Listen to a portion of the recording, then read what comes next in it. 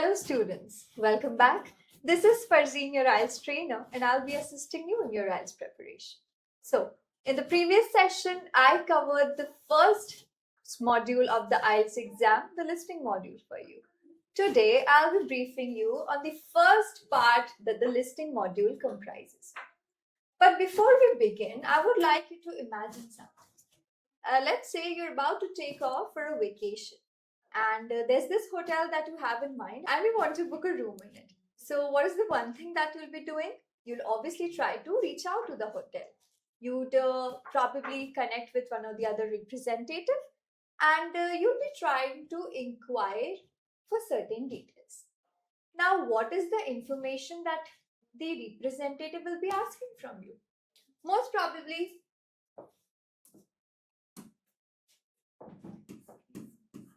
your name,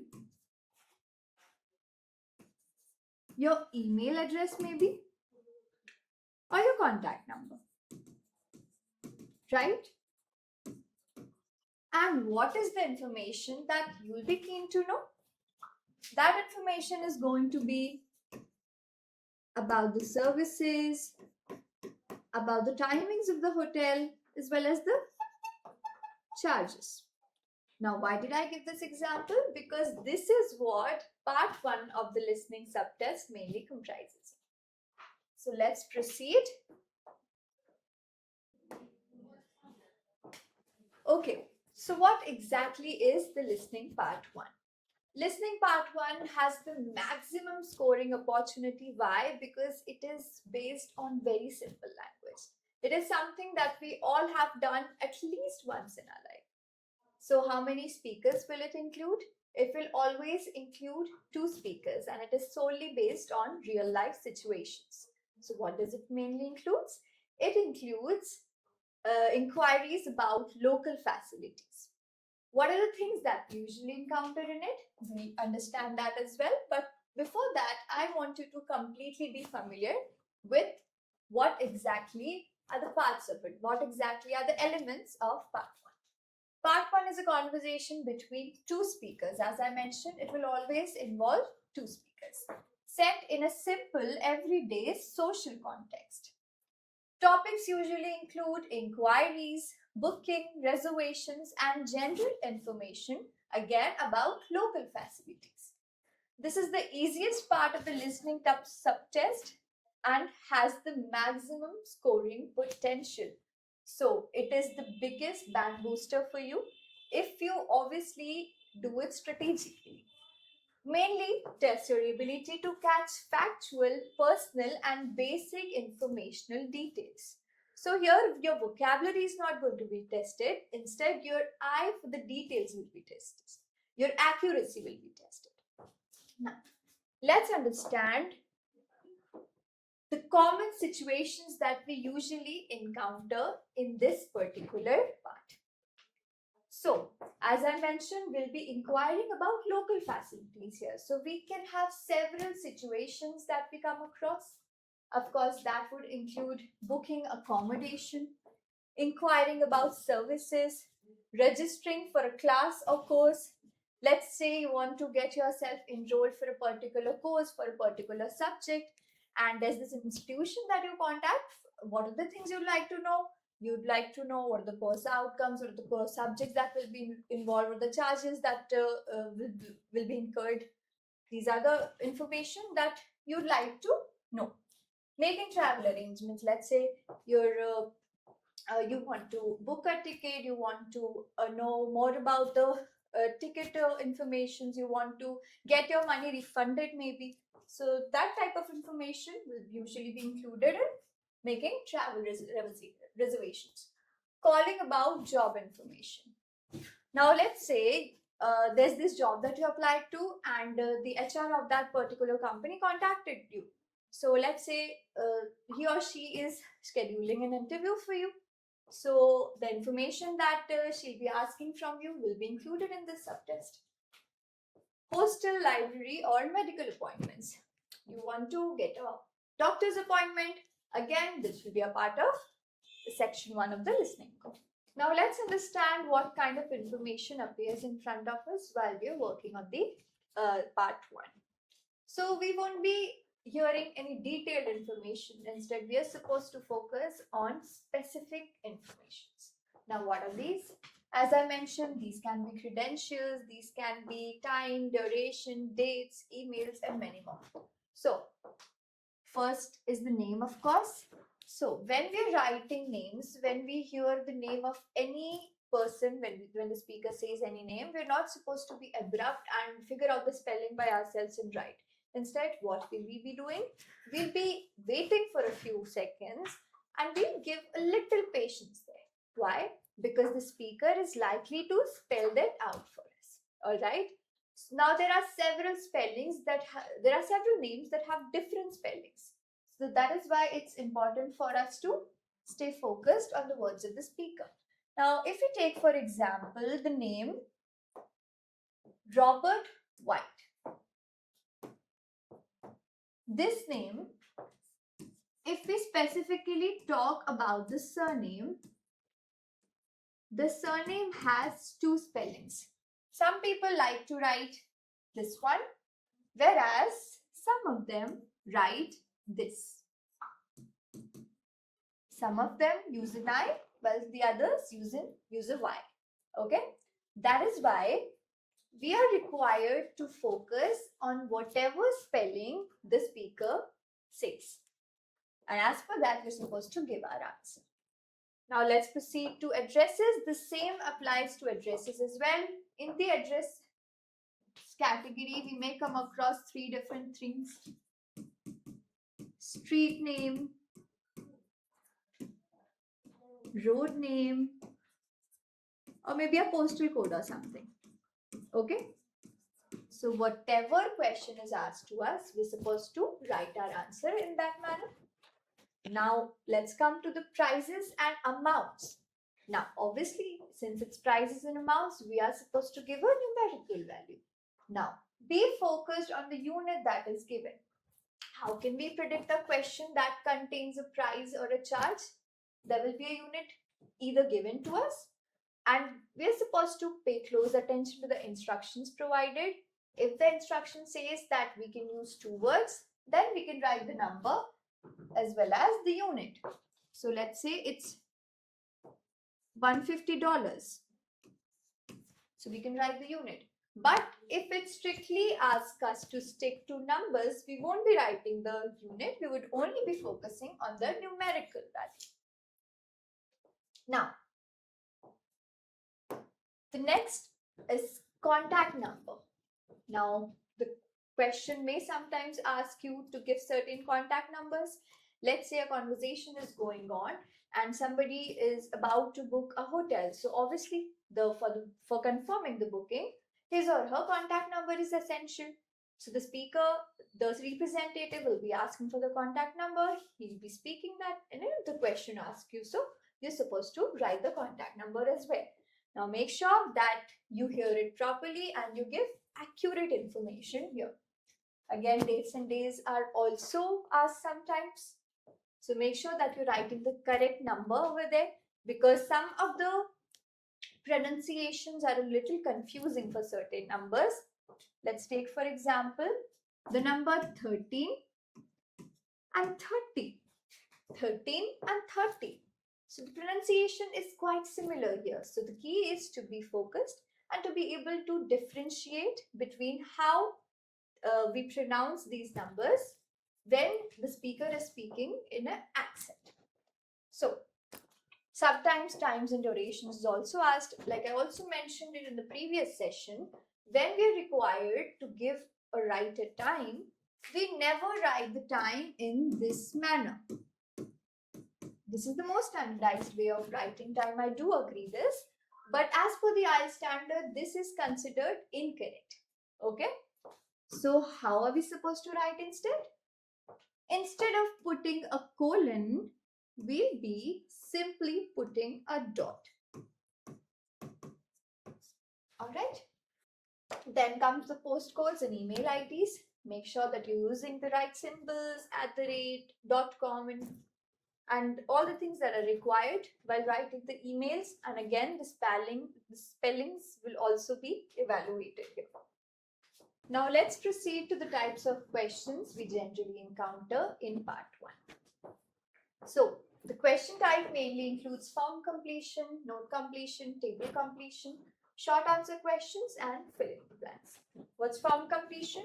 It's like virtually filling out a form. Let's say there are several occasions when we're required to fill out a form. Let's say we're about to update our KYC for a bank account. So there's this form that they gave when we're supposed to give necessary details over there, our name, our bank account, our Aadhaar number, and many more.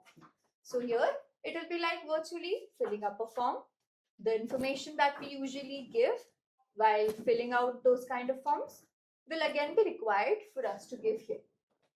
Now we have two completion questions, note completion as well as table completion. What is that? So the information will be either arranged in rows or bullet points, and we are supposed to put the right detail at the right place. Then we have short answer questions and fill in the blanks. Now these are highly centered on the instructions that we are provided with. So we are supposed to be very careful with whatever instructions are given to us, and we're supposed to make sure that we adhere to it. Now sometimes in the question it's given that we can only use one word. Sometimes it says that we are supposed to write our answers in one word.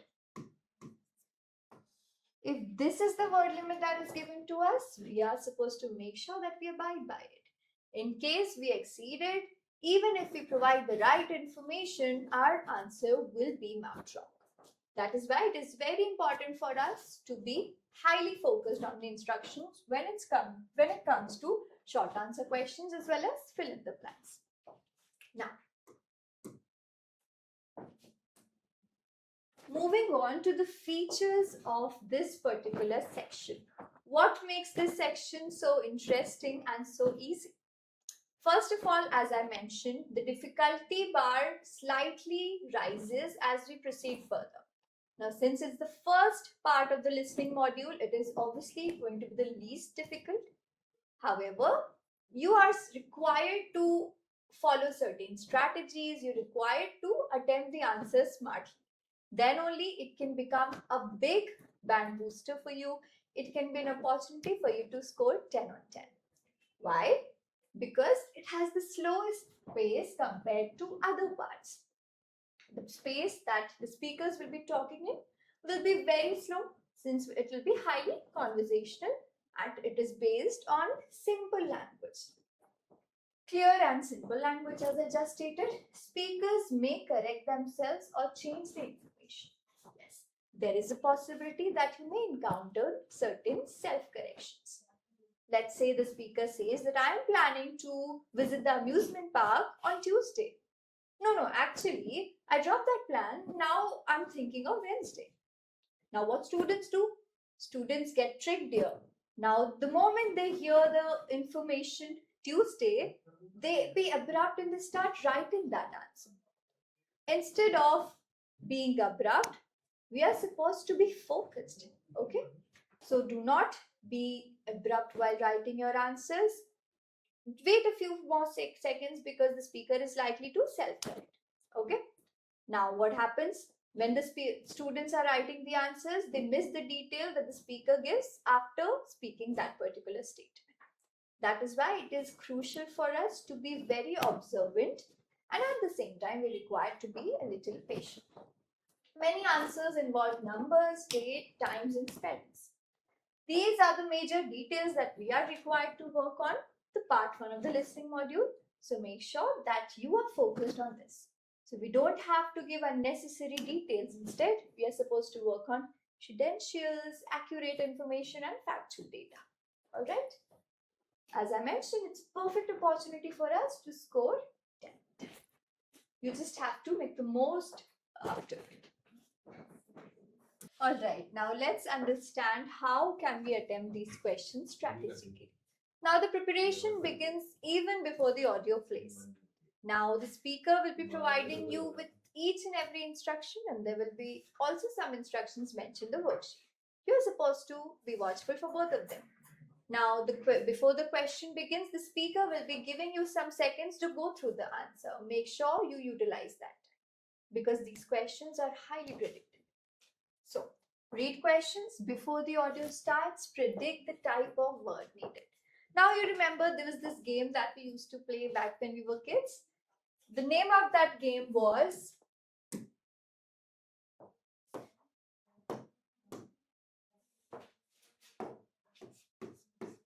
Name, Place, Animal, and Thing. I'm pretty sure you all must have played this game. Now, just like we used to have all these 4 words mugged up, there are certain words that we're supposed to replace and we're supposed to mug up as well for attempting this set of questions. What are these words? We would stick to name, we would stick with place. Now, instead of animal and thing, we would remember dates and numbers. So, what are we required to remember? Name, place, dates, and numbers. Because most of the questions will be included in one of these categories in part 1. Identify answer type, name, number, place, price. Price can also be included, of course. Listen carefully for spelling, names, streets, emails, postal codes, and so on.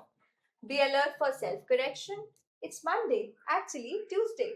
I'm planning to do this on Monday, but no, later my plan dropped. The speaker will talk about n number of things to confuse you. And while you're focused on one word, in that time, the speaker will change his answer. That is why the goal is to not actually look for answers, but try to understand the conversation and be focused on the details. Write short and clear answers. Make sure that you follow whatever instruction limit is given to you. Do not get stuck. Now, this one is the most important thing that you should keep in mind. Why? Because students usually get hung over in a single question. They do not proceed further. And that makes them lose the answers of several questions. So even if you skip one question, that is absolutely fine. You can come back to the worksheet later and you can simply assume anything from your end and write because there are no negative deductions. So make sure you do not leave anything. And even if you're not able to figure out one or the other answer, it's better to proceed further than to stick to that particular question because that will only make us lose time. Okay, now here are a couple of questions that we can practice together so that we can get a better grasp on the concept. All right, so an example has been done for us.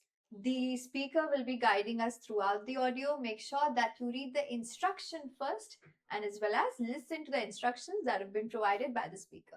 So what are the instructions that have been provided here? Write one word and or a number. That means we can give our answer in one word and or a number, but not more than one word. Okay, we have to stick to the instructions that have been provided. Okay, let's listen to the audio now.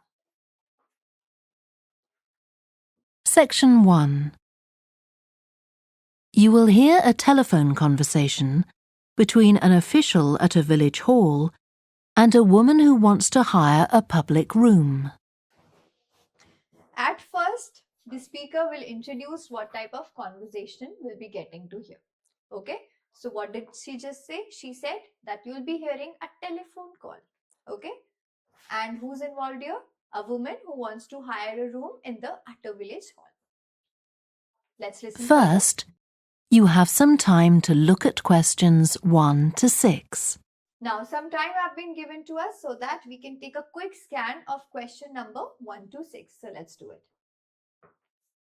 Now, I will be pausing this audio so that we can predict these questions. I'll be explaining you how the prediction works. So, question number 1 to 6. First, the example has been done for us. The lady will talk about it. Then, the first question says, the dash room seats 100. So, it can definitely be a name.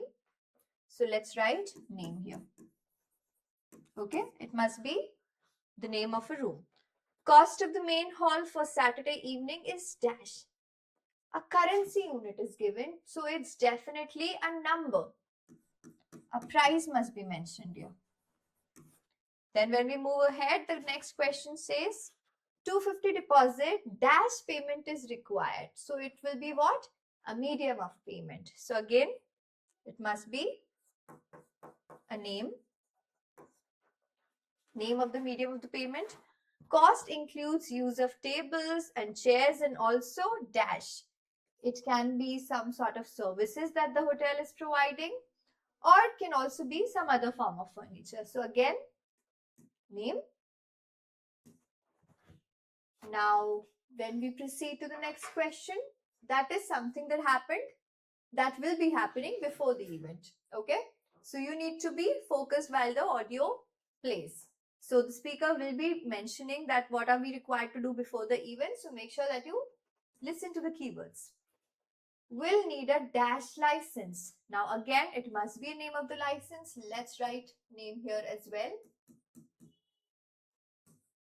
Need to contact caretaker Miss Evans in advance to arrange dash. Again, it must be the name of some arrangement. So most of the questions here require some sort of names. And we only have one question wherein we need to write a number. That means a price. So this way we can predict the questions. Now let's listen to the audio.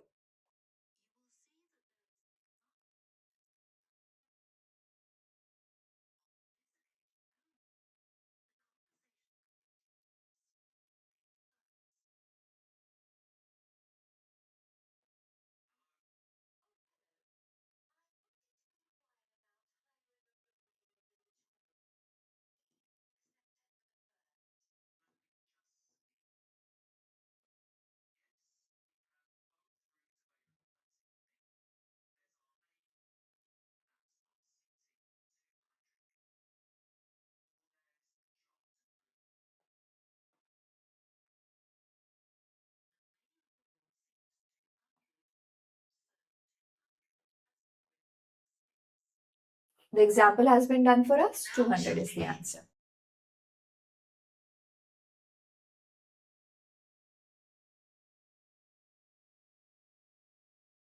The audio Listen is placed carefully only once. and answer questions 1 to 6. Hello? Oh, hello. I wanted to inquire about hiring a room in the village hall for the evening of September the 1st. Let me just see.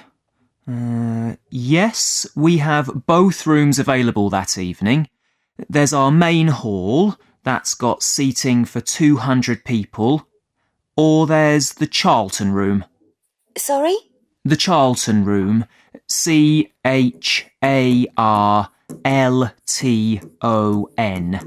That's got seating for up to 100.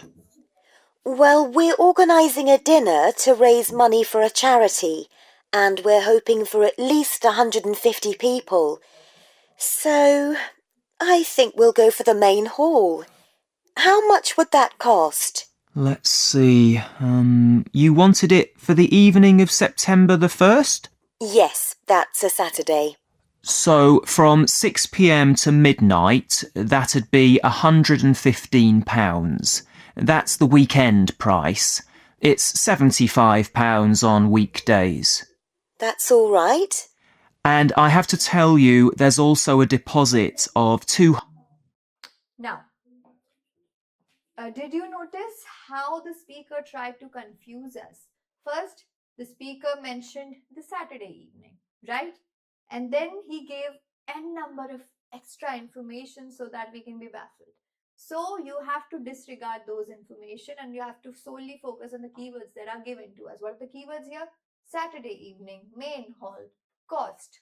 If we work that way, it is easy for us to figure out the answers. Now, when the speaker said 115, it sounded like 150.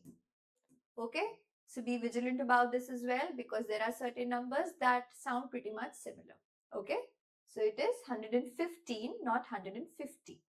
Let's proceed. £250, which is returnable, of course, as long as there's no damage. But we do insist that this is paid in cash. We don't take cards for that. You can pay the actual rent of the room however you like, though. Cash, credit card. Now, he stated that the payment of £250 is supposed to be paid in cash. And then he talked about card payment and what are the things that can be paid through card. Let's proceed. Card, check. Now, this is extra information that you have to ignore. And try looking for the next keyword now. Okay, the next keyword will be tables, chairs, and cost. Okay, these are the next keywords that we'll be looking out for, because the speaker always follow a sequence. An order will be followed. Whatever questions are given to us, the speaker will speak as per that. Let's proceed. Oh, well, I suppose that's okay. So, does the charge include use of tables and chairs and so on? Oh, yes. And what about parking? Yeah, that's all included. The only thing that isn't included... What did she say now? She did not use the exact word cost. She said, does the charge include the use of tables and chairs? Sometimes there's a usage of synonyms. So you may not find the exact word, but you will find a synonym. So you have to work accordingly. So she said, parking. Parking is the correct answer because parking is also covered in this charge. I'm sorry.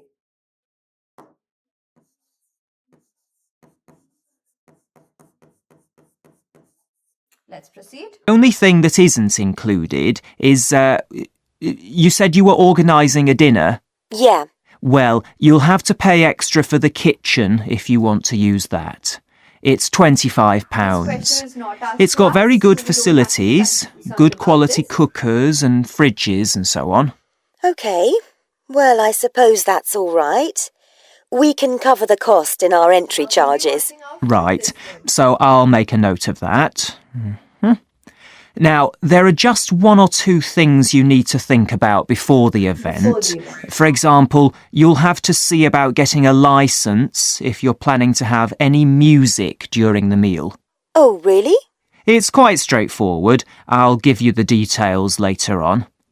And about a week or 10 days before your event, you'll need to contact the caretaker, that's Mr. Evans, to make the arrangements for entry. He'll sort that out with you. Now, the speaker said to make the arrangement for the entry.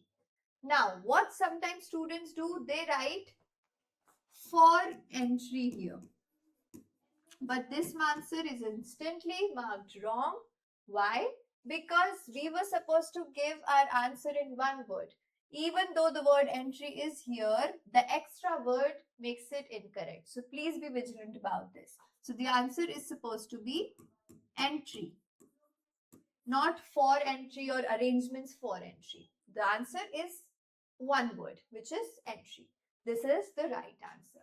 That is how all the questions are required to be attempted. With proper practice, you can definitely ace these questions. Okay? This brings us to the end of this part 1. Now we'll be heading on towards part 2. Make sure that whenever you're attempting the questions of part 1, you are vigilant enough because it needs extra concentration, extra attentiveness from your end. Now the questions are simple, the audio is not that high paced, but at the same time it demands accuracy from your end. Okay? So concentration is a prerequisite here. So with continuous practice, with proper strategies, you can definitely make this manageable. So try and make the most out of this particular part. Thank you for watching this video. I'll be back and we'll be proceeding towards part 2 very soon. Till then, happy learning.